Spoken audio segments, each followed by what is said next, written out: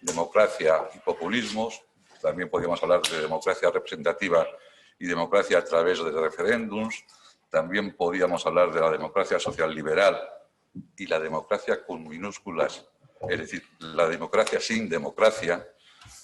Estamos en una crisis de la democracia social liberal, eso es evidente, y no solo nos afecta a nosotros, a España. Tenemos, yo lo he dicho ya muchas veces en el club, pero como viene gente nueva, puedo repetirlo. Hasta, recuerdo la anécdota que escribió Popper, que dio una conferencia en una cárcel y 20 años después la volvió a dar, casi era la misma. Dijo, el que la haya oído otra vez es que ha cometido un crimen muy grave. Pero bueno, en este caso no es así y puedo repetir una de las ideas que tengo, que es la tengo muy arraigada, que es la sensación de pesimismo que nos inunda, que nos hace pensar muchas veces a los españoles que todo lo que sucede solo nos sucede a nosotros. Y no es cierto. La crisis de la democracia social liberal, la crisis de la democracia representativa, es una crisis general y nos afecta también, claro está, a nosotros.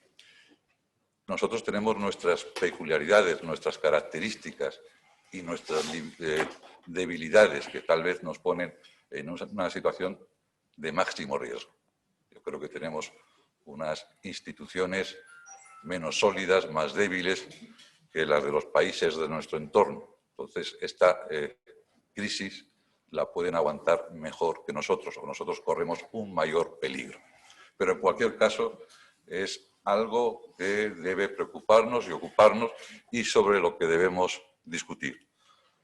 Ortega hizo tal vez la definición más bonita en español que yo conozco sobre la democracia. Decía, era inverosímil que la especie humana hubiera llegado a una cosa tan bella, tan paradójica, tan elegante, tan acrobática y tan antinatural como la democracia. Porque la democracia parece débil y es fuerte, pero también lo contrario, es fuerte y parece débil.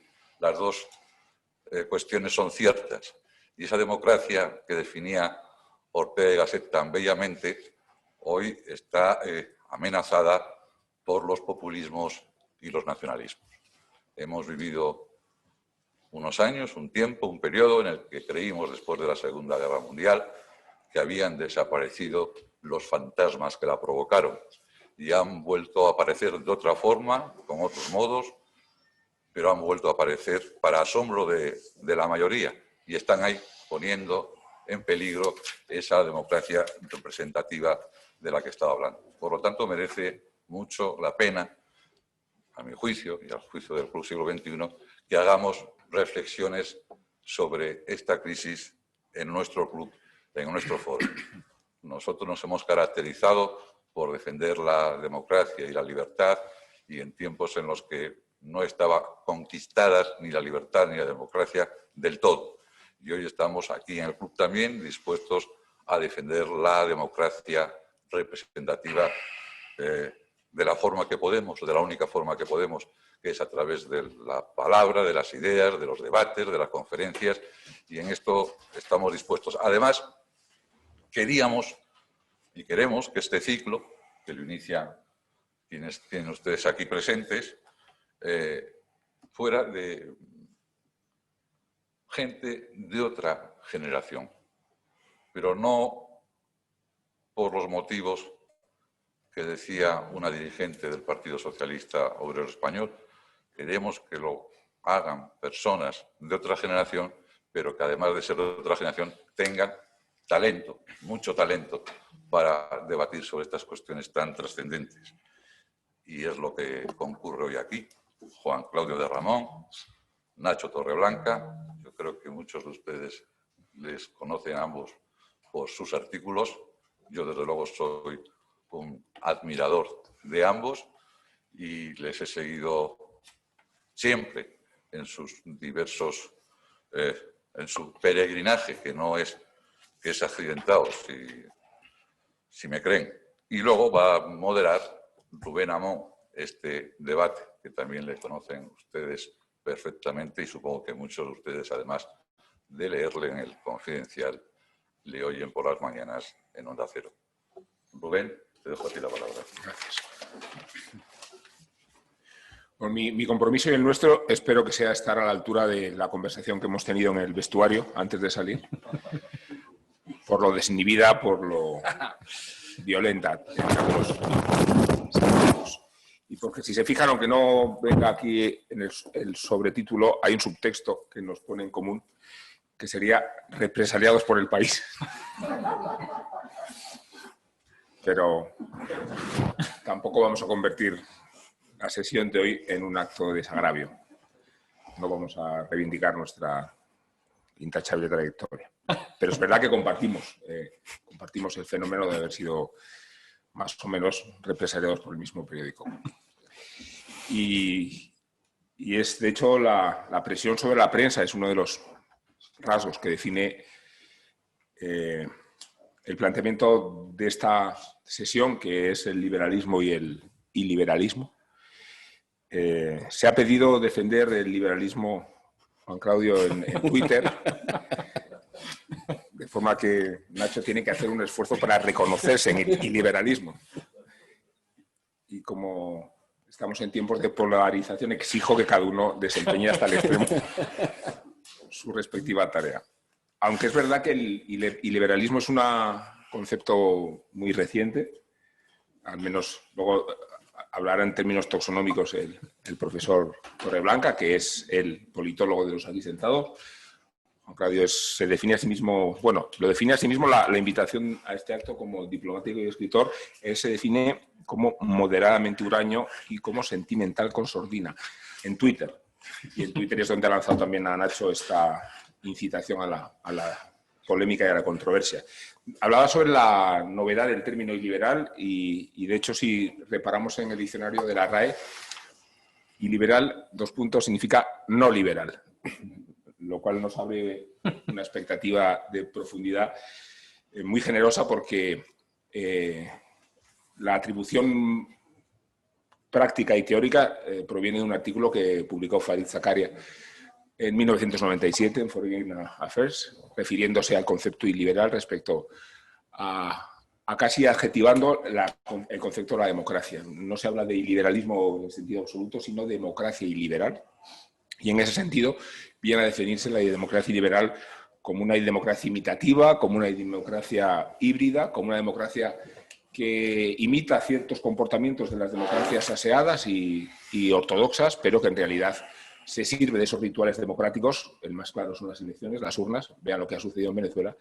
Se valen, digo, de procedimientos democráticos, formalmente democráticos, para consolidar estructuras políticas que nada tienen que ver con la democracia. Terminaremos profundizando sobre si España forma parte de los países que están o no en el riesgo del iliberalismo. Si hay partidos que representan el iliberalismo. Pero creo que sí corresponde a Ignacio Torreblanca acuñar el mejor que yo, mejor que Juan Claudio, ¿qué debemos entender por iliberalismo en un sentido ortodoxo académico, Nacho? Bueno, pues muchísimas gracias por la invitación. Es un placer estar aquí. La verdad es que me pone mucho estar a este lado de la mesa en este sitio de referencia, ¿no?, que he seguido durante tantos años los debates y que tanta influencia han tenido en el curso de este país y también en la generación de debates interesantes que sostengan una política incluyente, que yo creo que es lo que ha pretendido hacer siempre este club, ¿no? Es verdad que es muy difícil venir hoy en día a un debate. No sé quién comentaba que le pasó esto, que fue a un programa de televisión y se le ocurrió decir por un lado y luego continuó con por otro, y entonces le llamaron luego a capítulo diciendo: tú no puedes tener los dos lados porque arruinas el debate, ¿no? No hagas estas cosas hoy en día. Pero yo creo que podemos tener un debate donde se pueda decir por un lado y por el otro sin que nos apedreen, porque no te digan que eres un egoísta, que pretendes tener los dos lados de la argumentación, que es un poco lo que pasa hoy en estos tiempos de polarización, ¿no? Yo creo que lo interesante del término iliberal, el hallazgo, y con eso quizá abriría la discusión, es que la democracia solo admite un adjetivo, que es liberal. Y esto es bastante problemático y los populistas se han dado cuenta, ¿no? pero es verdad que es el único adjetivo que admite. Todos los demás, acordaos, las democracias populares, ¿no?, eran muy poco democráticas, la democracia orgánica experimentada a la ibérica tampoco era nada democrática, la democracia islámica también se ha intentado, es decir, todos esos adjetivos son una ruina para el sustantivo. Y realmente el problema que tiene la democracia es que solo funciona como tal con el adjetivo liberal, ¿no? Y ella es una contradicción, y eso es una cosa que los populistas explotan muy bien y además suelen pillar desprevenidos a los demócratas, porque mientras que siempre o históricamente el asalto a la democracia se ha hecho desde postulados o autoritarios, totalitarios, negando de raíz el concepto de democracia, y en ese sentido el de liberal también, lo que en los últimos tiempos tenemos muy difícil los demócratas liberales es defendernos frente a aquellos que enarbolan la bandera de más democracia y mejor democracia, porque realmente atacan o roban, ¿no?, o se intentan adueñar del concepto. Ya sabemos que acaba mal siempre lo de más democracia, pero nos deja en una posición algo acomplejada, porque si eres demócrata y crees que la democracia es el poder del pueblo, ¿por qué va a aceptar el pueblo limitaciones sobre su poder, ¿no? Y ahí es donde empieza a torcerse todo. Y realmente esa interpretación de la democracia iliberal a la práctica en términos, o puesta en práctica en términos de Orbán y los Kaczynski, todo eso, pero en el fondo exactamente en los mismos términos de los populismos latinoamericanos, de las izquierdas y del propio de Podemos aquí, reclaman, un poco más intelectualizada la definición de Podemos, reclama una ilustración populista, es decir, devolvamos a la democracia su valor porque es el poder del pueblo. Las constituciones, las instituciones internacionales, los mercados financieros, Angela Merkel, los jueces, todo eso son corsés sobre el poder del pueblo para decidir, que desvirtúan la democracia. Por ejemplo, Gerardo Pisarello es un profesor de Derecho Constitucional muy atípico que sostiene que las constituciones invalidan las democracias, ¿no? Es decir, que son iliberales en el sentido de que son un corsé sobre la democracia, y por lo tanto todo este discurso de Podemos continuo de los candados, cómo hacer saltar los candados constitucionales, es por esta idea de que una constitución es un candado que se pone sobre la voluntad del pueblo para no dejarle decidir, sobre la monarquía, sobre lo que se quiera, ¿no? Y toda la metodología de esta llamada ilustración populista, que además se practica en Venezuela, digamos, materialmente, en Ecuador y en Bolivia, consiste, en Chile, por cierto, también en estos últimos tiempos, en cómo hacemos saltar el candado liberal que tiene secuestrada la democracia, ¿no? Y por eso el hallazgo este de liberal de Sakaria es tan importante, porque es esa posición ofensiva y no solo defensiva de decir, si la democracia no es liberal, entonces no es democracia.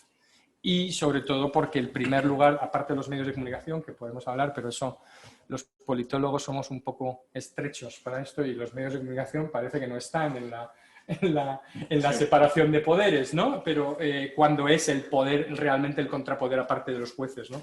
Y por eso las democracias iliberales lo primero que asaltan es la separación de poderes, pero formalmente, pero antes, subliminalmente, han asaltado los medios de comunicación como institución, ¿no? Bueno, esto es un poco largo y confuso, espero que sirva para empezar. Has carraspeado reivindicando tu turno, ¿no? Sí, pero no para objetar realmente nada de lo que decía Nacho, con el que me va a costar estar en desacuerdo esta noche.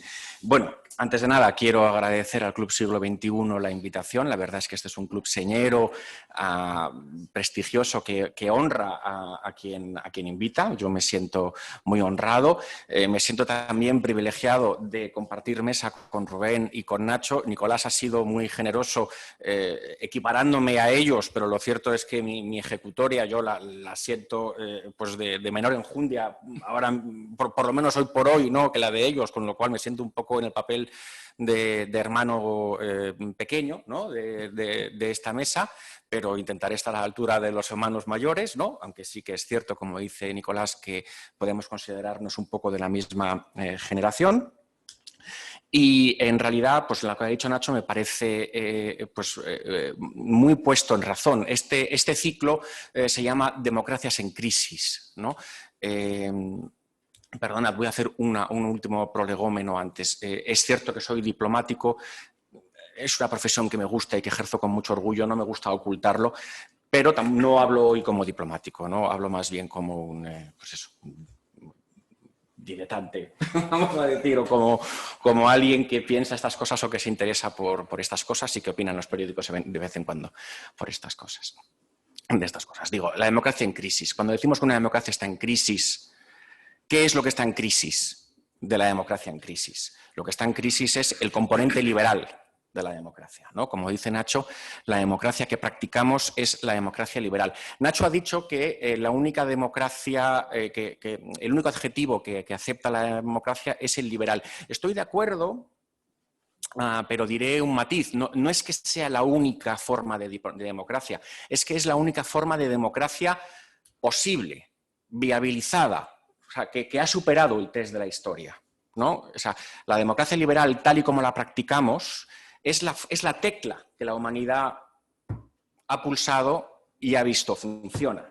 Funciona hasta el punto de que, como todos ustedes saben, alguien como Francis Fukuyama pues la consideró el final de la historia. Cuando Francis Fukuyama dice que con la democracia liberal hemos llegado al final de la historia, no está diciendo que la historia se haya terminado, está diciendo que cualquiera que sea el problema que se nos presente, la solución está siempre prefigurada en este tipo de constitución que hemos llamado de democracia liberal, ¿no? Y no hay otro mejor.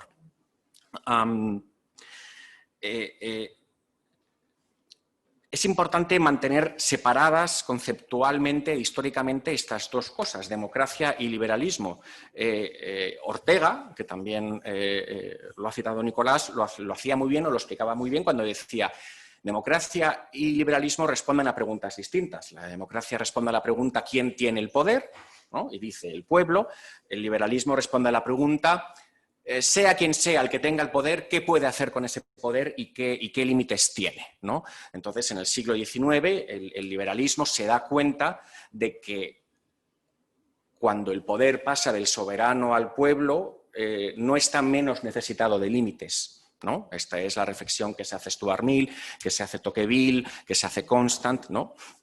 Entonces ahí se produce esa aleación entre democracia, que yo la defino como la extensión universal de la ciudadanía, todos somos ciudadanos y todos tenemos derechos políticos, no hay clases subalternas en nuestra comunidad, con el componente liberal. El componente liberal es separación de poderes, es derechos de las minorías, es Estado de Derecho y es, en suma, Constitución. Quiero decir, la gran aportación a la civilización del liberalismo es la Constitución.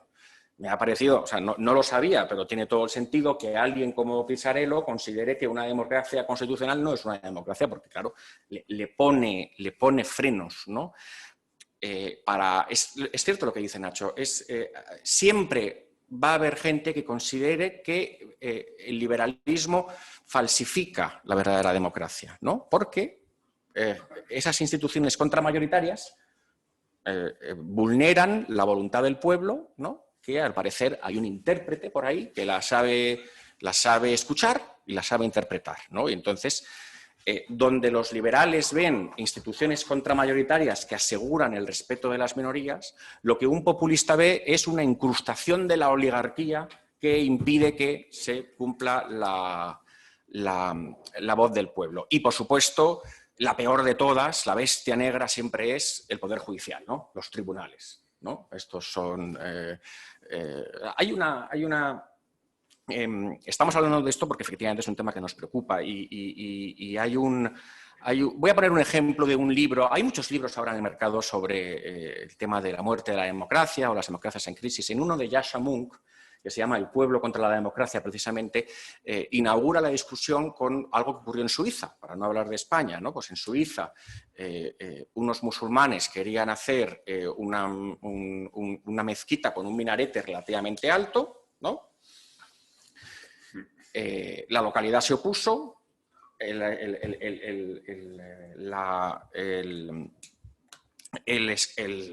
la controversia escaló hasta el Poder Federal, hubo un referéndum, se prohibieron por referéndum los minaretes y el Tribunal Constitucional suizo dijo: no señor, esto es anticonstitucional porque está vulnerando los derechos fundamentales de una minoría a tener su lugar de culto, ¿no? Pues ahí se ve perfectamente el choque entre el componente democrático, lo que quiere la mayoría, y el componente liberal, ¿no? Entonces, cuando hablamos de crisis, hablamos de que hay una mayoría intentando zafarse de esos controles. Voy a decir una última cosa. No sabía que la expresión era en origen de Zaccaria, que es una persona muy perspicaz y que no me extraña en absoluto que venga de él, pero recordad que el renacimiento de esa expresión proviene del propio Orbán. O sea, presumiendo de ella. Presumiendo de ella. Sí. Quiero decir, para Zaccaria es un adjetivo peyorativo. Sí. Orbán dice, no, nuestra democracia, el tipo de democracia que nosotros practicamos en Hungría es la democracia iliberal y es perfectamente legítima o por lo menos no es menos respetable que la que ustedes practican en Europa occidental, ¿no? Con lo cual vemos que tiene partidarios poderosos que no se esconden. Lo dejo aquí. Se toma como modelo, de hecho, Orbán. También Singapur se toma a sí mismo como modelo de democracia liberal y de lo bien que funciona una democracia liberal. ¿Es el populismo, Nacho, un rasgo inequívoco del liberalismo? Sí, generalmente lo es, ¿no? Yo creo que, sobre todo, aparte, en dos versiones, ¿no? En un populismo que intenta reinventarse sobre algún otro tipo de eje, es decir, la izquierda tiene una relación complicada con la nación, ¿no? Como sabemos. Y como experimentamos. Y con la plurinacionalidad, ¿no? Pero es verdad que, en principio, ¿no? Como cuando los economistas dicen por el libro, ¿no? Me sale que no, que te dan una respuesta un poco automática. En principio, pues la izquierda era o debería ser internacionalista en ese sentido, ¿no? Ni nacionalista ni plurinacionalista, ¿no? Porque son, bueno, las clases desfavorecidas, los herederos de la tierra, etcétera, etcétera, ¿no? Lo que pasa es que hay una izquierda que se da cuenta, y eso es algo, por ejemplo, que los líderes de Podemos y otros populismos latinoamericanos han teorizado bastante sobre eso, sobre la base de experiencias, y es que cuando la izquierda se apoya en una causa nacional es casi solo cuando consigue ser popular, ¿no? Son los movimientos de liberación nacional, curiosamente, de todos los años 60 y 70, donde esas izquierdas marxistas, que por el libro deberían despreciar los nacionalismos, ¿no? Y son en teoría internacionalistas porque están apoyadas desde la Unión Soviética, etcétera, pero de repente entran en una senda nacionalista que es donde se empieza a construir el apoyo, ¿no? Los vietnamitas luchaban por Vietnam, no luchaban por el marxismo. Es decir, morir por el marxismo hay menos gente dispuesta que a morir por su nación. Y por lo tanto, ese hallazgo de los movimientos de liberación nacional, de que lo que puede movilizar a un pueblo detrás, pasa lo mismo con la Revolución Cubana también, ¿no? Al final se construye ese nacionalismo, ¿no? Entonces, por lo tanto, esas izquierdas tienen esa manera de construir o de apoyarse en la nación, que no puede ser la misma nación iliberal de la derecha, esa nación autoritaria, represora en ese sentido puro de valores de orden, patria, utilidad. Luego el régimen cubano ha acabado dándose la vuelta como un calcetín y encima acaba siendo, como muchas dictaduras de izquierdas, encima son profundamente machistas, ¿no? Y racistas y xenófobas, ¿no? Es decir, al final terminan de girar, o sea, el nacionalismo es, si hay gente también de otra generación, incluso más joven escuchándonos, es el anillo de Mordor, el anillo que se pone Frodo con el cual, ¿no?, te invisibilizas como marxista y atraviesas todos esos páramos, pero es que luego te vuelves muy malo. Cuando llevas mucho tiempo el anillo nacionalista, acabas desarrollando ideas muy raras y te acabas convirtiendo en todas esas cosas contra las cuales querías luchar. Y pues eso es muy importante, ¿no? Pero es verdad que y a veces lo intentan disfrazar, por ejemplo, de esta idea de pueblo frente a nación, ¿no? Dándole este significado de derechos y valores, de empoderamiento, de redescubrimiento, de traer a clases más desfavorecidas, pero al final con ese objetivo colonizador. Y lo que al final todos tenemos, y la democracia tiene un gran problema, y eso, que es con la nación y con la identidad. Y eso es lo que hemos descubierto en los últimos tiempos. De hecho, Fukuyama, si haces el fundido en negro, de su libro sobre el fin de la historia y la democracia liberal, su último libro, bueno, el libro clave donde se revisa a sí mismo se llama Identidad, que es un autozasca en el lenguaje tuitero, donde dice, bueno, ¿cómo es posible que ahora Fukuyama, después de todo esto, me aparece con un libro que se llama Identidad? Y habla de la sensación de agravio, de humillación, como el factor movilizador de la política, construido en torno a la exclusión o el agravio, etc., ¿no? Los liberales tienen un enorme problema con la nación, porque la mayoría de ellos, y en España pasa también en cierto sentido, que no saben que son nacionalistas, muchas veces, porque han vivido en un contexto donde eso iba de suyo. Me gusta mucho porque está a calentarse. Los oídos, ¿no? Los liberales no sabéis. No, no he dicho no sabéis. Yo creo que Juan Carlos lo sabe, pero muchos liberales no entienden que han podido serlo sobre una nación que se daba por hecho. Claro. ¿No? Porque si eres danés y todo el mundo a tu alrededor es danés y todos hablan danés y no hay ninguna minoría, tú no sabes que eres un nacionalista danés. Y eso, yo conozco Dinamarca, he vivido allí, y hubo un momento en el que alguien, cuando tienes un espejo de gente pues, que no tiene tus costumbres, no sé, de repente te das cuenta de que ya no eres ese liberal que tú creías, ¿no? En España nos pasa a veces que hay un liberalismo que no se da cuenta tampoco que es nacionalista hasta que no está en esa contraposición. Pero eso lo podemos discutir, ¿no? Si te parece la provocación. Pero como tampoco sabía que los demócratas liberales eran hombres blancos, ricos, en muchos casos, o en algunos casos, poseedores de esclavos, ¿no? Tampoco sabían ellos liberales que se podía ser liberal y tener esclavos. Ahora parece mal, pero nadie discute que los padres fundadores fueran liberales. Tenían esclavos, negaban el sufragio femenino. Es decir, hay muchas cosas ahí en el liberalismo que chirrían un poquito, ¿verdad, Juancla? Históricamente. Sí, y la relación con la nación es una de ellas.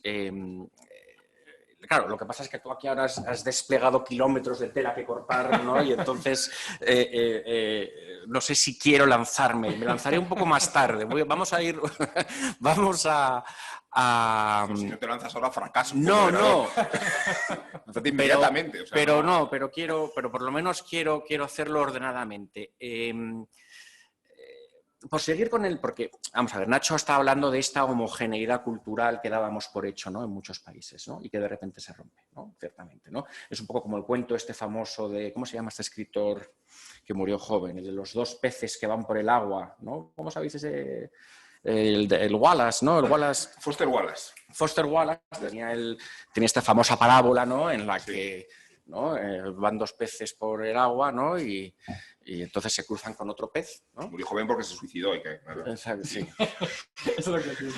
Van dos peces por el agua y entonces se cruzan con otro pez, y el otro pez les dice, qué buena está el agua hoy, ¿no? Entonces dicen, sí, tal cual. Entonces siguen los dos peces y de repente le pregunta uno al otro, oye, ¿qué coño es el agua? Perdonad el exabrupto, pero es que lo decía así. Por el agua, en la parábola es, ¿no? A veces el aire que respiramos no lo identificamos bien, ¿no? La atmósfera cultural que respiramos la damos por descontada. Por volver con el libro este de Yasha Mounk, que creo que es un libro iluminador y que si yo tuviera que recomendar uno de los muchos que se han publicado sobre el tema de la crisis de la democracia liberal, recomendaría el pueblo contra la democracia. Él tiene una teoría, y la teoría es que si damos por supuesto que el periodo de esplendor de las democracias liberales es el que va desde el final de la Segunda Guerra Mundial hasta los primeros 2000, ¿no? Él identifica tres circunstancias históricas, ¿no? que podrían haber ayudado a que eso fuera así y que ahora ya no existen, ¿no? Una de ellas es un crecimiento económico notable, el boom de la posguerra. Quiero decir, la gente no cuestiona sus instituciones si tiene una expectativa constante de prosperidad, ¿no? Y si ve que sus hijos viven mejor que de lo que ha vivido él, ¿no? De lo que han vivido los padres. Recordemos que venimos de tasas de crecimiento de la posguerra del 9, del 10%, ¿no? O sea, eran generaciones que realmente veían el optimismo con futuro. Eso ya no existe. Vivimos en tiempos de estancamiento o directamente de recesión. O sea, primera condición de posibilidad. Segunda condición de posibilidad, el monopolio informativo de los medios, ¿no? Quiero decir, fueron años en los que el debate público estaba filtrado por 2 o 3 periódicos y 2 o 3 televisiones, ¿no? Con lo cual había o sea, el debate público estaba ordenado. Eso tampoco existe ahora. Y luego, tercero, y aquí es donde yo quería entroncar con lo que dice Nacho, fue una época de relativa homogeneidad cultural de los países, ¿no? No se habían producido, o sea, el fenómeno de la migración no había eclosionado, ¿no? En ese momento, ¿no? O sea, pues eso, el granjero de Kansas veía un país en donde todavía pues, había una amplia mayoría blanca, en Francia un poco lo mismo, ¿no? Era un país... Y esto también está cambiando, ¿no? Entonces ya Chamon dice, hombre, hay que considerar la posibilidad de que la democracia liberal solo sea posible, o solamente sea posible, o solo sea estable con estos 3 presupuestos históricos, ¿no? Y, como dice Nacho, por centrarme en lo que él decía, el de la homogeneidad cultural se ha perdido. En España, en realidad, nunca lo hemos tenido del todo, ¿no? Porque desde que germinan naciones alternativas o conciencias nacionales alternativa a la española, eso es un factor de desestabilización. Y eso es un factor de desestabilización pues, desde el finales del XIX. Quiero decir que ya fue desestabilizadora de una democracia, como era la Segunda República, y está siendo ahora desestabilizador de una democracia como esa del régimen del 78, ¿no? Entonces, ciertamente, la confianza en las instituciones tiene una cierta conexión, evidentemente, con el hecho de que tú las concibas como instituciones nacionales tuyas, ¿no? Y hasta cierto punto favorecedoras de tu grupo nacional, ¿no? Entonces, allí donde se produce un fraccionamiento intenso de tipo étnico, evidentemente la democracia liberal lo tiene más difícil para arraigar y para estabilizarse, ¿no? Esto lo estamos viendo, quiero decir, pues, o sea, lo estamos viendo en España, pero lo hemos visto en países multiétnicos, Afganistán, Irak, caray, es que ahí es muy complicado, ¿no? Pues el norte de África, ¿no? Consideraciones que dejo aquí y le paso la palabra otra vez a Rubén y a Nacho. La paso a Nacho. Gracias. No, por ejemplo, una cosa que recuerdas en la época de la crisis catalana, y luego que con Juan Cla también hemos hablado muchas veces, ¿no? Esta condescendencia, ¿no? Famosa de los titulares extranjeros, ¿no? Sobre post-Franco Spain, ¿no? Siempre hacíamos esta competición a ver si Franco iba en la primera, en la segunda, en la tercera, en la cuarta línea, pero no que había muchas más posibilidades, ¿no? Todo era siempre la joven democracia española, ¿no? Pero me ha llamado mucho la atención y lo recomiendo que no lo haya visto, el libro también de Ezra Klein que se llama ¿Por qué estamos polarizados? Es un estudio interesantísimo sobre Estados Unidos, donde él sostiene que realmente Estados Unidos no es una democracia plena hasta 1968-1969. Es decir, que bajo indicadores muy objetivos no podría calificarse Estados Unidos como una democracia plena, porque es un país que sale de una guerra civil, que resuelve su guerra civil sobre la base de suprimir los derechos de la población afroamericana durante 100 años más. Y además sostiene toda su política interna sobre un pacto hoy retrospectivamente muy sucio, en que, como en el sur solo gobiernan los demócratas porque los republicanos eran los que habían emancipado a los esclavos, pero son unos demócratas del sur que son unos nacionalistas blancos,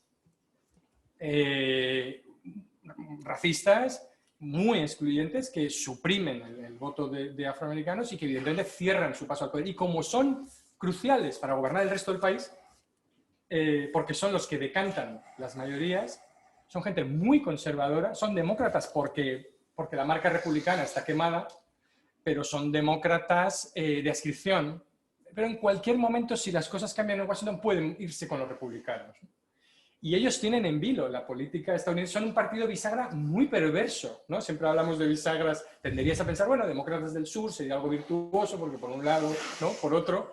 Pero es una bisagra muy perversa, que simplemente sostiene su poder sobre esa supresión y que no toquen sus privilegios en el sur. Y además, como el sistema estadounidense privilegia la experiencia, ¿no? El seniority, como decimos esto aquí, ¿no? La experiencia en el cargo, en el Senado, los presidentes de las comisiones son aquellos que llevan más tiempo en el Senado. Y como los demócratas del sur llevan siempre más tiempo porque no tienen competición, acaban dominando la estructura de poder en el Senado y atrincherándose aún más, ¿no?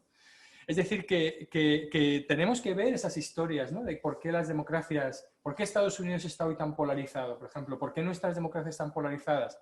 Recomiendo también, porque me pareció muy impresionante, porque está hecho con las imágenes de la época. Yo además, yo que soy del 68, o sea que soy de una generación nada joven ya, por cierto, pero es que Luther King muere, es asesinado en abril del 68, Bobby Kennedy en junio del 68. Es un país roto completamente cuando intenta hablar de este tipo de temas, ¿no? Y de la polarización. Y eso sí que es una crisis constitucional, porque todo el mundo que quiere cambiar algo es asesinado directamente, ¿no? Es algo muy increíble, ¿no? Pero volviendo un poco a lo que decíamos esto de identidades, ¿no? Volviendo también a ese fenómeno español, que yo creo que es importante también. Esto lo hemos discutido a veces, ¿no? Hay 3 nacionalismos en este país, digamos. Solo el nacionalismo, digamos, solo la izquierda, por llamarla constitucionalista, se despojó durante la transición del ropaje del nacionalismo castellano, porque eso no era una ideología liberadora para conseguir la democracia, ¿no? Mientras que en País Vasco y Cataluña sí que la nación era un elemento de liberación y por eso podía casar bien, ¿no? La nación con la izquierda o la nación con la derecha. Podías tener un PNV o podías tener movimientos de izquierda, ¿no? Y ese es un desequilibrio importante en nuestra construcción como Estado, que de la dictadura emergen 3 nacionalismos, uno apagado por nacionalcatolicismo, víctima de esto. Ahora Vox reclama en cierto sentido ese nacionalcatolicismo excluyente y liberal en muchas cuestiones, ¿no? En su visión de derechos y de muchísimas otras cosas, frente a otros 2 nacionalismos que también se han hecho iliberales aunque paradójicamente habían contribuido a traer la democracia, ¿no? Entonces, tenemos un panorama muy complicado en ese sentido, porque la propuesta catalana, en ese sentido, emancipadora, aunque de nuevo es un desafío populista, porque es esa más democracia, derecho a decidir, sí, es un nacionalismo que entra con un componente cívico-patriótico, democrático importante en la transición y sale legitimado por eso, pero que rola en estos años de populismo a partir del 2008 a un nacionalismo iliberal. Ese es nuestro nacionalismo iliberal, que genera todos esos espejos simétricos de nacionalismo liberal en Vox, etcétera, etcétera, ¿no? Sí. Ahora hablas del nacionalismo liberal. Me ha llegado una nota, no es para anunciar la disolución del club ni de los contenidos aquí tratados de momento. Sediciosos. No hay una redada a las puertas. Simplemente se trata de recordarles que se pueden hacer preguntas en las tarjetas de que ustedes disponen, y quien nos está siguiendo telemáticamente, que son muchísimas personas, no sabría cuantificarlas, pueden hacerlo a través del WhatsApp, que es el número 603 85 09 65. O al chat de la aplicación también, ¿eh? O sea, quien quiere hacer preguntas. Te lo he dejado en bandeja. Sí, a ver... No pensaba yo que fuéramos a hablar tan rápidamente de nación. No quieres hablar de nada, en realidad, ¿no? No, es que así como... Yo todavía estoy pensando el tema de la nación, ¿no? O sea, es un tema que para mí es objeto de muchas cavilaciones, ¿no? Yo empecé, soy funcionario, y eso es coherente con lo que voy a decir, preocupado por el Estado, ¿no? A mí me gustaba el Estado, a mí la idea de Estado me gusta, ¿no? El Estado como instrumento de justicia, el Estado como forma de organización. Y durante un tiempo participé de la idea de que la nación no importaba tanto, ¿no? De que el Estado anacional, ¿no? o de que el Estado postnacional era la marca de progreso, ¿no? a la que debíamos engancharnos. Ha sido la preocupación por el Estado lo que me ha llevado a corregir algunos planteamientos de ese tipo y preocuparme por el concepto de nación, ¿no? Y por no desecharlo tan rápidamente. No hay vacíos nacionales. Es decir, la seriedad nacional no se destruye, solo se traslada, ¿no? Y esto lo hemos comprobado en España tranquilísimamente. Quiero decir, la izquierda puede haber abandonado la seriedad nacional española, pero ha sido para abrazar la seriedad nacional gallega, catalana, vasca, andaluza, canaria, en fin, lo que se quiera, ¿no? Entonces, esto desplaza la cuestión. Ya no se trata de decir quieres o no quieres nación, sino qué tipo de nación quieres. ¿La quieres amplia, o sea, la quieres vasta, donde quepan muchas cosas, o la quieres más pequeña, ¿no? El liberalismo, el primer liberalismo fue nacionalista, ¿no? Quiero decir, Mazzini, Kossuth en Hungría, ¿no? Todos, o sea, en el siglo XIX son nacionalistas liberales y no lo veían como una contradicción. Cádiz, tu argumento de Cádiz. Cádiz, claro, los nacionalistas, claro, los liberales españoles que se reúnen en Cádiz son nacionalistas, quieren crear la nación española, ¿no? Porque la necesitan como soporte de la nueva soberanía, que es popular, ¿no? El nacionalismo solamente se vuelve antiliberal cuando redescubre los elementos, o sea, los contornos étnicos de muchos pueblos, ¿no? Que al final es el siglo XIX. Entonces pasa a una segunda fase liberal, ¿no? Todo esto es por decir que yo ya no puedo caer en la ingenuidad de pensar que podemos prescindir de una nación española. Lo que pasa es que yo la quiero liberal, la quiero cívica. Eso, en España, la supone plurilingüe, porque el elemento realmente, quiero decir, porque a lo mejor en otros países la supone plurirreligiosa o la supone multirracial, por ejemplo, en Estados Unidos, ¿no? En Estados Unidos el tema de la raza es el importante. Y en otros países, en Israel, pues el tema de la fe. ¿Cuál es el tema nuestro? El tema nuestro es la lengua, ¿no? Entonces, si la nación española, que yo creo que si no la preservamos el Estado se desintegra, pero si la nación española la queremos defender de manera respetable, ¿no? Sin avergonzarnos de ella, pues tiene que ser inclusiva. Y si tiene que ser inclusiva, tiene que solucionar su conflicto lingüístico. Y mucho de lo que yo he escrito, o casi diría que de lo único de lo que he escrito, yo empecé escribiendo sobre el tema de las lenguas y sigue siendo mi principal obsesión, ¿no? Lograr la convivencia de lenguas. Yo siempre digo que a mí el Estado plurinacional me parece absurdo, no existe, porque el Estado democrático... El Estado, como existen los imperios plurinacionales, pero no existen los estados democráticos plurinacionales. Porque el Estado democrático, o sea, la democracia consiste en tener una única ciudadanía igualitaria. Y si tú estás postulando más de una nación, estás postulando más de una ciudadanía. Se mire como se mire. A no ser que para ti la palabra sea una bagatela retórica que poner en la Constitución y que no valga para nada, ¿no? Bolivia es plurinacional. Bueno, eso no es lo que quieren. O sea, esa no es la plurinacionalidad de la que aquí se está hablando, ¿no? Entonces, yo no creo en un Estado plurinacional, creo que es un oxímoron. Todavía más oximorónico es república plurinacional, porque república ya sí que te está diciendo que hay una cosa pública, que hay una ciudadanía común y al mismo tiempo te la está fraccionando con el apellido, ¿no? Ahora bien, lo que sí que creo, y lo creo porque además lo he visto en uno de mis destinos como diplomáticos, he visto que se puede hacer en Canadá, es en una nación plurilingüe, ¿no? Entonces, yo desde siempre he trabajado para intentar generar esa especie de nacionalismo cívico que recosa la comunidad política española. ¿Qué ocurre? Que nos supone muy difícil los nacionalistas periféricos, porque como Nacho dice, son nacionalismos que no han salido de su crisálida étnica, que siguen, o sea, ellos, yo puedo decir... Quiero decir, mientras nosotros decimos vuestras lenguas son españolas, ellos nos están diciendo vuestra lengua es impropia, ¿no? Entonces, claro, la idea de que podamos regular con fines de convivencia la cuestión lingüística se vuelve muy complicada porque realmente a la opinión pública le parece, quiero decir, se está comiendo todos los días en la prensa afrentas a la comunidad castellano hablante en estos otros países, en estas otras comunidades, ¿no? Con lo cual así plantear ¿no? Una reforma que pudiera amparar a todo el mundo se hace complicado. Y la gente se harta y se pasa a un nacionalismo que ya no es cívico, que ya es iliberal y que ya te dice, oye, lengua nacional en España, una y no más, ¿no? Y eso es un poco el fenómeno de Vox, ¿no? El fenómeno de Vox es decir, nuestro patriotismo constitucional no ha servido, ahora sacamos a nuestro nacionalismo. Es que a Nacho en Twitter le han exigido, ¿no? Porque esos han sido los términos, que diga si Vox se atiene a la definición de un fenómeno iliberal.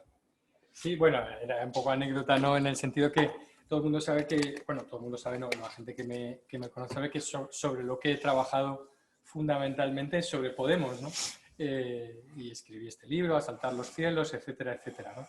Entonces me llamaba mucho la atención el fenómeno Vox, porque es verdad que en términos de ese criterio estricto de separación de poderes y de respeto al Poder Judicial, no clasificarías a Vox como un partido en ese sentido iliberal, ¿no? Es decir, no a priori, porque Vox no ha tenido todavía problemas ni confrontaciones con los jueces, porque no ha gobernado ni ha legislado y por lo tanto no ha visto su legislación. ¿Te puedo hacer una pequeña inciso? ¿Sí? Porque yo venía pensando en eso.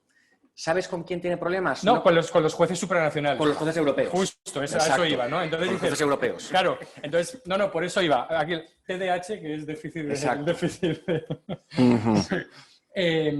el déficit de Vox, ¿no? Es decir, que la prueba de Vox es que efectivamente no ha gobernado y por lo tanto no ha adoptado legislación ni en el ámbito municipal ni en el autonómico. Recordemos que Haider, lo primero que hace George Haider es suprimir derechos en Carintia de minorías, ¿no? A la hora de escolarizarse, ¿no? Porque es el derecho a la educación, etc. Es decir, en ese momento Haider es un gobernante autonómico, ¿no? Yo he tenido disputas sobre esto. La pena es que, la pena entre comillas, ya sé que hay gente, bueno, que le puede parecer esto un poco una butada, un exceso de ironía, pero el independentismo catalán no ha visto todavía lo que podría colgar de los balcones de Vox como reivindicación durante una campaña electoral, por ejemplo, de un feto en un balcón, en el balcón del Ayuntamiento de Madrid durante una campaña electoral, ¿no? Como una reivindicación del uso de las instituciones y tener un problema de una desobediencia con la Junta Electoral donde diga, retire usted este manifiesto, ¿no?, contra el aborto del balcón de su ayuntamiento porque estamos en campaña electoral, eso es una opción partidista, no lo hago, etc. Es decir, yo creo que en ese sentido muchas de las políticas de Vox chocarían con derechos, etcétera, ¿no? Y se encontrarían con eso. Hasta ahora lo hemos visto en esta ofensiva contra las instituciones de derecho que son nuestros tribunales superiores, tanto el Tribunal de Luxemburgo como el Tribunal de Estrasburgo. Esos sistemas judiciales están integrados en nuestro ordenamiento constitucional y, por lo tanto, las constantes campañas de Vox sobre que los jueces europeos están comprados por Vox, etcétera, etcétera. Son sentencias vinculantes, ¿no? O sea, que son deslegitimadoras del Poder Judicial. Es no aceptar ese régimen de derechos y, por lo tanto, me parece que por ahí se saca esa patita de forma muy importante. También a la invasión de libertades en la moral. En la moral, por ejemplo, en la restricción de derechos. Es decir, de nuevo, es probable que muchos votantes en ese sentido de Vox no notaran ninguna falta de libertad de ejecutarse el programa político, pero también le pasaba eso a mucha gente que vivía en el franquismo, que ellos no habían notado nada, porque comulgaban con ese credo, ¿no? Incluso decían, yo he votado miles de veces en el franquismo, ¿no? Es que tienes mucha razón, es que el razonamiento es paralelo, ¿no? Podemos dice, los jueces son de derechas, votan contra el pueblo, ¿no? Y Vox dice, los jueces son antiespañoles, sentencian contra la nación. Es un desprecio a distinta escala, pero pertenece un poco a la misma totalidad. En los inmigrantes, es decir, hay situaciones por capas de ciudadanía, ¿no? Es decir, puedes pensar, y en ese sentido la propuesta, lo último, a mí me ha parecido bastante clarificador como marchamo y liberal, las muy desafortunadas, pero que por otra parte pienso que al PP le dejan un campo muy fácil, y se lo dejó en la tribuna, en la moción de censura, las muy desafortunadas declaraciones de Vox sobre el proyecto de integración europeo, ¿no? Porque, porque ahí sí que marcas, te pones el pedigrí porque el antieuropeísmo es fundamentalmente iliberal como sello en ese sentido, ¿no? Como en tantos otros proyectos iliberales que antes que nada tienen que ser antieuropeos y luego añaden esa parte xenófoba y de valores excluyentes. Entonces, al final, gran parte de este nacionalismo iliberal lo que hace es segmentar a la población en círculos de derechos, ciudadanos de primera, ciudadanos de segunda o ciudadanas de segunda, en algunos casos, ciudadanos de tercera por inmigrantes y luego no ciudadanos, ¿no? Y esa es la ruptura, en el fondo, de un concepto de ciudadanía que es lo que define liberalmente. Dice, hola, usted puede ser, ¿cómo me hago yo español? Pues cumplan con la Constitución. Pero, ¿y veis puntos de coincidencia, Juan Rodrigo, en la extrema izquierda y la extrema derecha, incluso en la izquierda misma, en la invasión de los espacios de libertad? En el caso de Vox y de la extrema derecha se ve el rasgo confesional, pero hay una izquierda obsesionada con la moral y con el abuso del espacio de libertades, ¿no? Cada vez más orientado al control de la libertad de expresión o de algunos fenómenos relacionados con la libertad de expresión, hacia un moralismo. A mí me impresiona de Podemos y de parte del Partido Socialista Contemporáneo el moralismo, ¿no? La invasión del ámbito estrictamente privado, pero para cuestiones donde el Estado, desde luego, no tendría nada que decir, ¿no? A todos nos gusta decir que somos tolerantes con las opiniones distintas de las nuestras, hasta que nos encontramos con una opinión verdaderamente distinta de la nuestra, ¿no? O sea, no, porque hay opiniones un poquito distintas y luego hay opiniones que son muy distintas, ¿no? Y yo creo, por responder a tu pregunta, que hay una cierta izquierda que parece no hacerse cargo de la pluralidad constitutiva de todas las sociedades a gran escala. O sea, siempre va a haber gente que tenga una visión conservadora sobre algunas realidades, pues, relativas al sexo, relativas a la religión. Quiero decir, yo no concibo realmente una sociedad donde, oye, yo puedo no compartirlas, ¿no? Pero es que no me puedo sorprender de que existan. Y tampoco me puedo sorprender de que quieran estar representadas de alguna manera, ¿no? Con lo cual, sí, creo que hay una cierta intolerancia hacia opiniones que chocan con consensos, incluso con consensos que uno puede compartir, pero es que también tiene que haber derecho al disenso, ¿no? En una democracia, ¿no? O sea, y me parece que por ahí es verdad que la izquierda lleva mal, la izquierda mainstream, como dices tú, lleva mal pues que haya gente, pues que yo qué sé, pues que crea que sí, pues que vivimos en una civilización cristiana. Yo lo que digo, y creo que Nacho comparte esta reflexión, que es la izquierda que se está haciendo moralista, ¿no? Ella misma. Sí, claro. Sí, Nacho. Bueno, es verdad que ahí hay una cierta trampa porque en cierto sentido lo pone fácil. Y eso es un debate casi para hacerlo en exclusiva sobre ese tema, porque la izquierda que en los 60 es la que es muy tolerante, ¿no? Con la pornografía, la despenalización de la prostitución, un montón de cosas que se asociaban a regímenes muy hipócritas, de derechas, de convenciones establecidas y todo eso, ¿no? Y sin embargo ha habido un giro muy curioso donde es la izquierda la que está definiendo las fronteras de lo moral.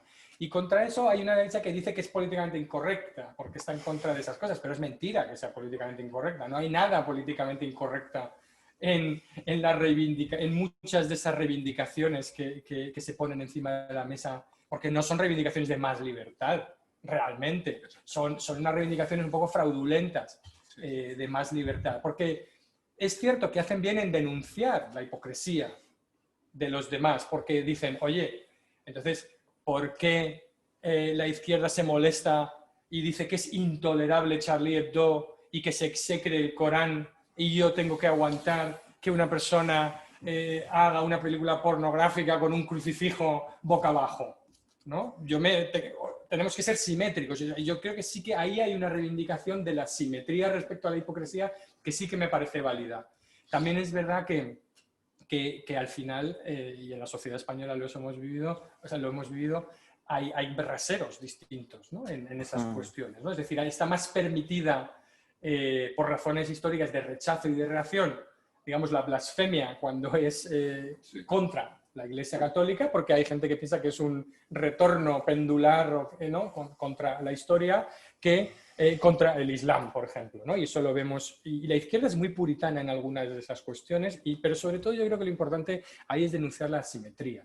Y en eso sí que puedo estar de acuerdo en que algunas cuestiones que tienes que ser coherente. No tenemos una constitución militante, ¿no? No tenemos una constitución que prohíba partidos políticos extremos, ni de extrema derecha, ni de extrema izquierda, ni independentistas.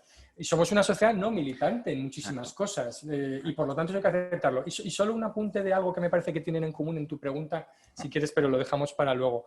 La hostilidad de extrema izquierda y extrema derecha a los medios de comunicación. Sí, es otro tema también que plurales, etcétera, libertad de prensa y todo eso. Sí.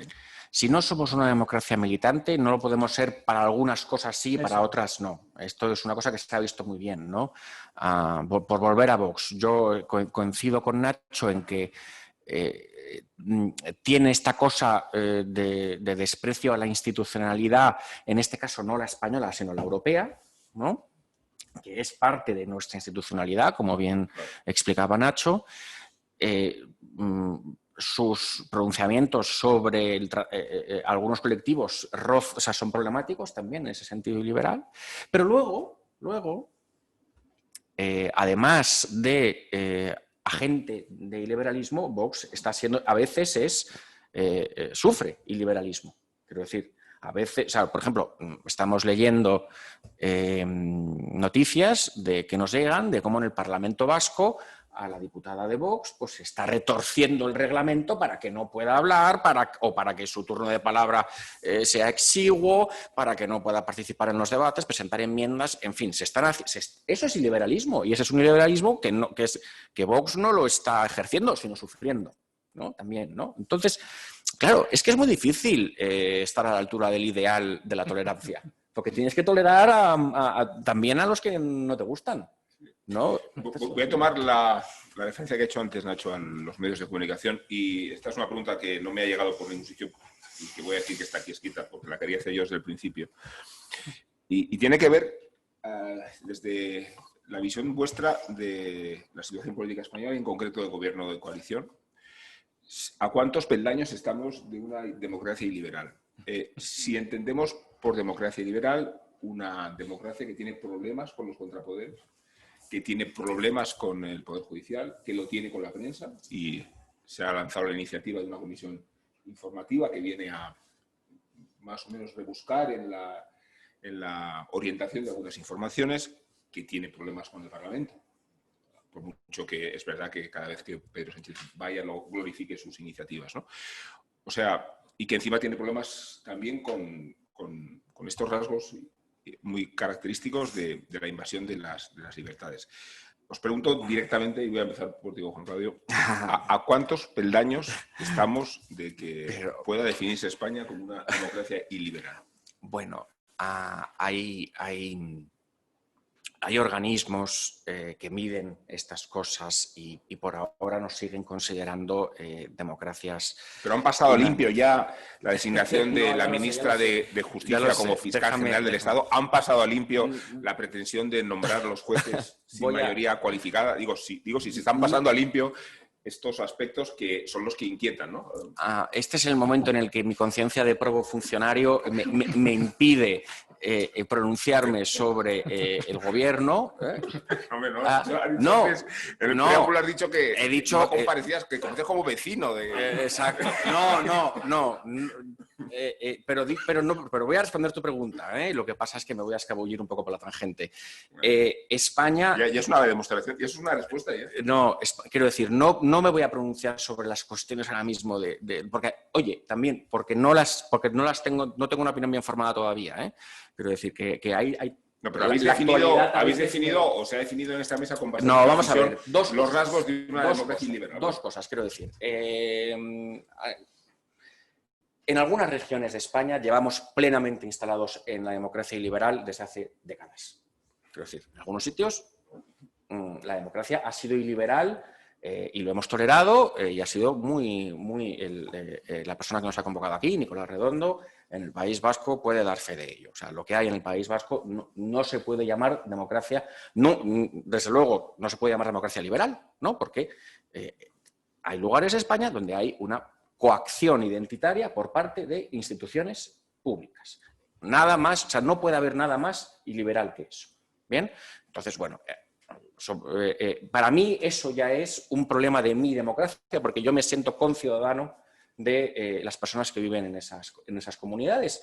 Y si yo tuviera que decir cuál es el mayor problema, yo seguiría apuntando ahí, ¿no? O sea, quiero decir, para mí el mayor problema de iliberalismo que tenemos en España sigue relacionado con la coacción identitaria que sufren españoles en partes del territorio.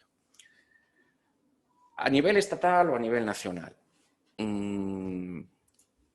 Está el debate abierto del Consejo General del Poder Judicial.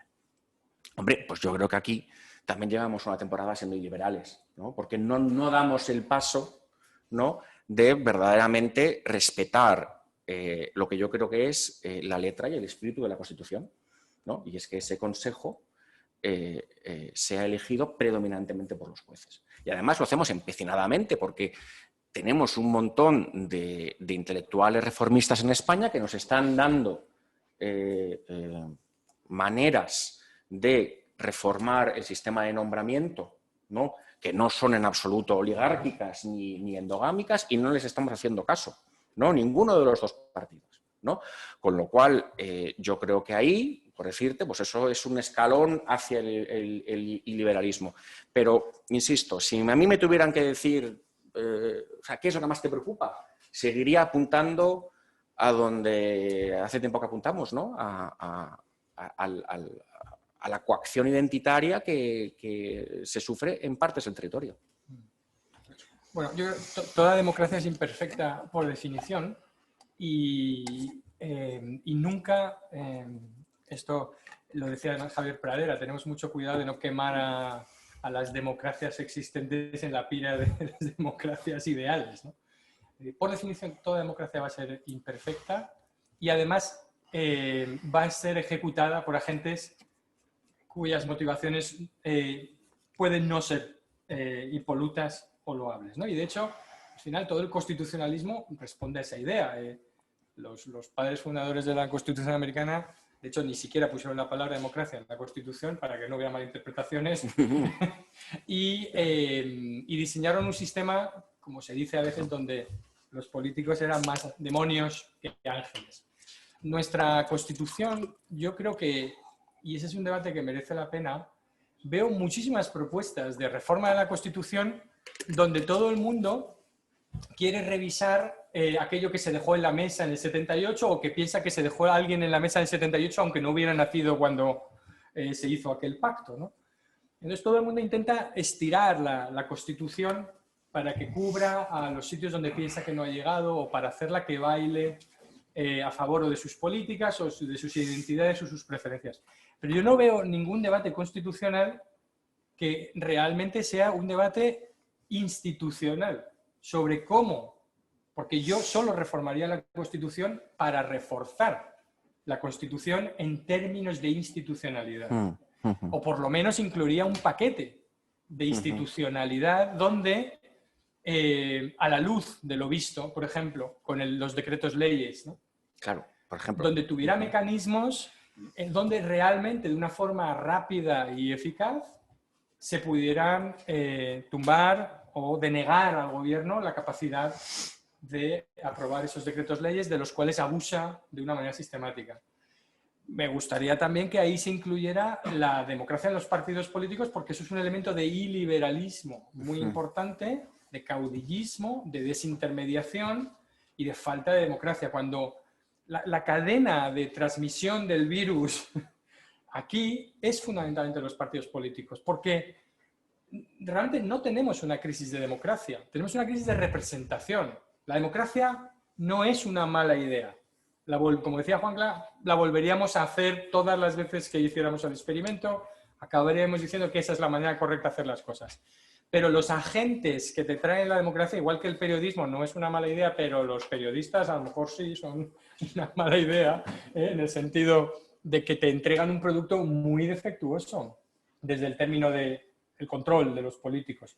Los partidos son los agentes. Cuando los partidos se rompen, contaminan los parlamentos, contaminan los ejecutivos y acaba, ¿no? La contaminación acaba llegando a todos esos sistemas. Por lo tanto, yo creo que es muy importante que tengamos el detector muy fino.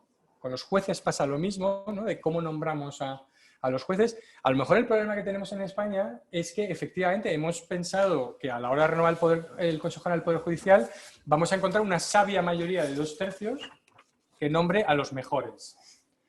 Cuando en la práctica comprobamos que lo único que verificamos es que hay 2/3 de diputados dispuestos a repartirse los puestos, pues probablemente tengas que ir a un sistema de renovar por partes o de renovar 2 cada 4 años o 2. Es decir, que los problemas muchas veces no se van a solucionar por el póngase usted de acuerdo, sea usted honesto, elija usted un juez competente, ¿no? Sino, mire, equivóquese con 1 o con 2 cada 4 años o no le puedo dar tanto poder, ¿no? Entonces, yo creo que sí que hay muchos elementos que dejados a sí mismo acaban siendo iliberales y porque las tentaciones del poder son las que son y siempre lo van a ser. Y nuestro Parlamento es un Parlamento inoperante, absolutamente. Las comisiones no controlan, el gobierno se controla a sí mismo, no tiene poder. A mí me da mucha envidia cuando veo el Parlamento británico que tiene su propio servicio de investigación, su propio sistema de análisis y control. El Parlamento, los comités son muy importantes, ¿no? La gente lo pasa mal cuando va a un comité. Entonces, ningún juez pasa por una audiencia en el Parlamento para ir al Tribunal Constitucional. ¿Por qué? ¿No? Es decir, hay muchas cosas que parecen ridículas, pero que tienen componentes muy beneficiosos porque exponen al poder a la limitación o a la justificación ante los demás. Y la prensa también es uno de ellos. Entonces, a mí, afortunadamente, tenemos un componente europeo muy importante y europeizada en nuestra política. Lo que ha parado la pretensión de cambiar la ley del Poder Judicial ha sido el subsecretario de Exteriores polaco, que ha dicho, oiga, mire, justo lo que yo hago y fíjese usted, ¿no? ¿Qué paquete me han metido las instituciones europeas, ¿no? La preocupación, el Plan Europeo de Acción sobre la Democracia, pues todo, en esto debo decir que también otros gobiernos con la Fiscalía, con los jueces, no han sido muy distintos. Es decir, que el problema no es que la izquierda haya caído en la tentación y que la derecha cuando ha gobernado no lo haya tenido. Es que los dos pueden tener la tentación y, como decía Oscar Wilde, ¿no? La única manera de lidiar con la tentación es caer en ella, ¿no? Pero quedan menos de 10 minutos, esto indica hasta... no debería reservar, dar a conocer estos trucos, ¿no? Pero voy a dar pie a algunas preguntas que para eso se hacen, ¿no? Blanca Chinchilla pregunta qué mecanismos sugerís que pueden ejecutar los ciudadanos para no acabar convirtiéndonos en una democracia iliberal. Rubén, quizá lee varias seguidas y así quizá... Bueno, pues no. ¿No? ¿No? Vale. Si no, lo digo... Y el procedimiento es mío, vamos. Lo siento, no, es que... Si me preguntan, no entiendo el procedimiento, Juan. Pero... Perdón, y yo respeto la institución del moderador. O sea, se te ha puesto iliberal. No. ¿Sabes? Él es el speaker y efectivamente, no. ¿Qué mecanismo? Bueno, si puedes responder la pregunta, yo lo agradezco. ¿Qué mecanismos sugerís que puedan ejecutar los ciudadanos para no acabar convirtiéndonos en una democracia iliberal? Pregunta Blanca Chinchilla. Bueno, pues yo diría que como ciudadano, si solamente como ciudadano tienes el voto, pues penalizar con tu voto a partidos que degradan las instituciones y votar a partidos que se las creen. No se me ocurre nada, ¿no? Bueno, hay en este país, en este momento también, y en muchos otros, nos hemos dado cuenta de la importancia de la sociedad civil. De todo ese enorme tejido asociativo, que creo que no está lo suficientemente amparado. Es verdad que en España hay legislación sobre asociaciones y fundaciones, pero fijémonos, por ejemplo, que en Estados Unidos una de las normas más importantes que ha favorecido la creación de ese tejido asociativo son cosas, de nuevo, tan ridículas como la exención postal para las asociaciones, ¿no? En una América evidentemente enorme, ¿no? Y muy dispersa territorialmente, cómo encontrar que el tipo que tiene un problema de un hijo con espina bífida en Oregón consiga crear una asociación y encontrar a todos los demás que tienen ese problema, al que tiene cualquier querencia, ¿no?, de participar en la vida pública. Y es verdad que en España el tejido asociativo es muy débil, y no solo es débil, es que está colonizado. El poco que hay está colonizado por las subvenciones estatales, ¿no? Si se ve la última ley, el último decreto ley, de nuevo, por decreto ley, porque era de urgente y extraordinaria necesidad conceder 200 millones, y muy respetables, no quiero criticar a las asociaciones que reciben estas subvenciones del Estado, ¿no?, porque realizan muchísimas de ellas, casi todas, tareas muy loables. Pero ¿hasta qué punto puede vivir una sociedad civil de las subvenciones de un Estado? Y eso necesita que pensemos realmente cómo hacemos funcionar la sociedad civil, las exenciones fiscales, el tejido asociativo, que ponga pie en pared cuando el gobierno intenta cometer esos excesos. Y en este país eso es una asignatura pendiente importantísima.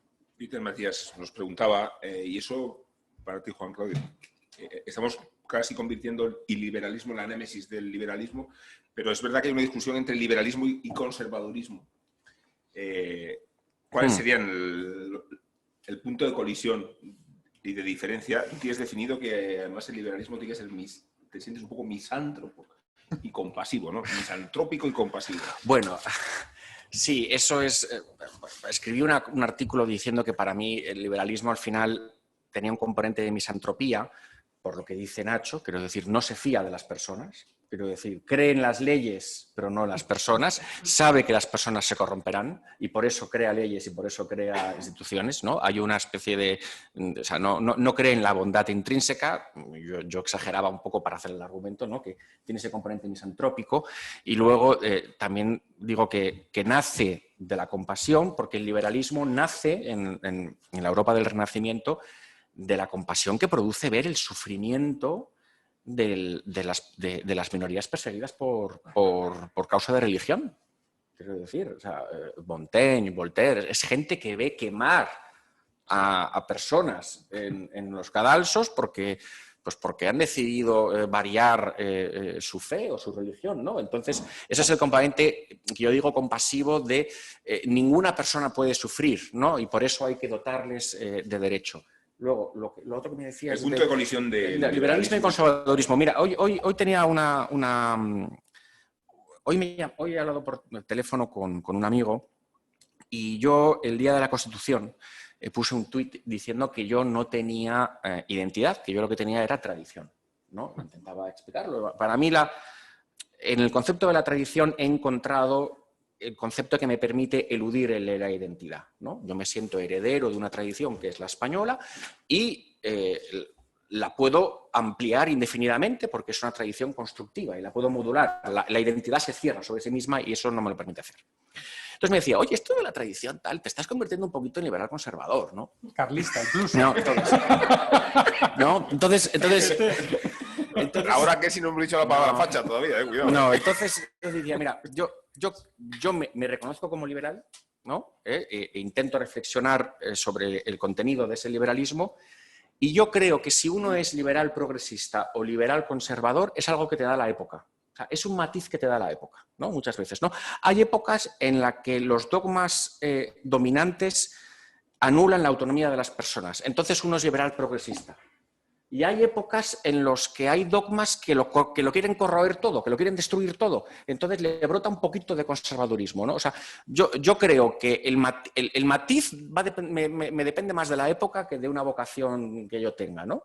Entonces, bueno, pues por ejemplo, soy conservador en la idea de que quiero conservar España, ¿no? Pues sí, pues en ese sentido soy conservador porque me parece que es una cosa buena, ¿no? Y no me gustaría verla destruida, ¿no? Pues ya está, pero bueno, ¿no habría sido conservador de la URSS? Pues no, quiero decir,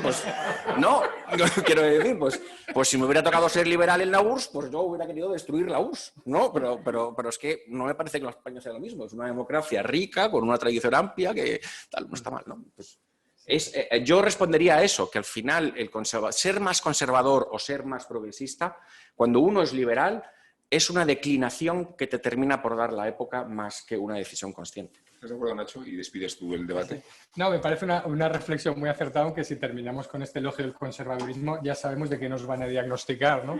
Estamos vigilados, también. Bueno, pero me parece muy acertado porque recuerdo cuando Jorge del Palacio, que ha publicado un estudio introductorio, porque se republicó el libro de Michael Oakeshott, de ensayos conservadores, se llama, lo estaba buscando, os lo recomiendo vivamente, si no, el Ser conservador y otros ensayos escépticos, es un libro muy pequeñito de 4 ensayos, y yo que he estudiado políticas en la Complutense, en Somosaguas, y que por lo tanto os podéis imaginar cuál es mi mundo formativo, ¿no? Donde aquello era una carrera de armamentos donde tú pensabas a lo mejor que siendo trotskista ya estabas muy por allá, pero siempre había alguien que era Juche o Pol Pot o cualquier cosa de eso, y siempre era una carrera, aquello era una carrera de armamentos donde siempre te desbordaba alguien por la izquierda, ¿no? Y te quedabas en el arcén y en la cuneta de la historia y tal. Y cuando Jorge de Palacio me regaló este libro que había prologado él, le dije, no diré la palabrota que le dije, pero os la imaginé, le dije, qué desgraciado eres. Y digo, ¿por qué? Y dice, ¿por qué me haces esto? ¿No? ¿Por qué me regalas este libro? Que es una reivindicación tan bonita de Oakeshott, del conservadurismo en el sentido que dice Juan Cla, de hacerte reflexionar sobre las cosas que quieres conservar. ¿Quieres conservar la amistad? ¿Quieres conservar el valor de la amistad, del arte, de la cultura, de la familia, ¿no? De todas esas instituciones. ¿En qué elementos quieres progresar o no? ¿Y en qué elementos quieres ser conservador, ¿no? Y entonces me dedico a regalarle a mis amigos el libro de Jorge del Palacio para hacerles el mismo mal que me hizo Jorge del Palacio, y todos vuelven diciéndome lo mismo, qué desgraciado eres, ¿por qué me has hecho esto, ¿no? Porque admitir que puedes ser conservador, porque hay muchas cosas que se pueden conservar, como esta cochina democracia liberal, la socialdemocracia en sus núcleos emancipadores en el sentido, y yo me defino como socialdemócrata liberal en ese sentido, de decir que la izquierda europea, la alemana fundamentalmente, en los años 50 ya tiene un experimento controlado a cielo abierto, ahora que se dice, no, evidencia basada en políticas, ¿no? Tiene un experimento controlado a cielo abierto de 2 maneras de entender la izquierda, en una con 17 millones de germano-orientales y en otra manera de entender la socialdemocracia al otro lado. Ese es el experimento controlado más brutal que se ha hecho en la historia sobre qué pasa con una izquierda no liberal o con una izquierda iliberal y una izquierda socialdemócrata. Y en el año 54 los socialdemócratas alemanes dicen, eso es una prisión a cielo abierto, hecha en nombre de las ideas supuestamente eso que yo defiendo. Sarcasmo de la República Democrática Alemana, ¿no? Claro, claro. Y dicen, no, nunca más la izquierda puede caer en esas prisiones a cielo abierto que encarcelen y esclavizan a millones de personas. Entonces, sí, pero es que todas las veces desde entonces, ¿no? Y ese es el elemento liberal de la socialdemocracia, y que el pensamiento a la izquierda de la izquierda nunca ha entendido, a pesar de que, oye, nunca has ganado unas elecciones, deberías preguntarte por qué. Pero hay algo moral incluso más profundo que eso en el componente liberal. ¿Y eso puede tener métodos conservadores? Sí, pero termino con esa reivindicación porque ya que fui diagnosticado en su tiempo de cochino socialdemócrata, sí, con lo cual me quedé muy a gusto hasta la fecha, pues lo reivindico. Esto a la audiencia le gusta mucho. Este proceso de humanización, vuestro final, a mí me ha llegado a conmover, me he soltado una lágrima de milagro. Creo pero que es un poco juicios de Moscú, porque nos hemos confesado. No, sí, además estoy inducido. Y a partir de ahora es verdad que después de esta conversación creo que todos tenemos más recursos para identificar por dónde nos viene la democracia liberal y un poco aprender a reaccionar cuando se presente con otros rasgos más concretos, no solo en algunas regiones. Bueno, muchas gracias. Siento no haber podido responder todas las preguntas que nos han llegado y agradezco mucho su respeto, su silencio y esta atmósfera tan constructiva para que estos señores hayan podido desahogarse. Gracias. Muchísimas gracias.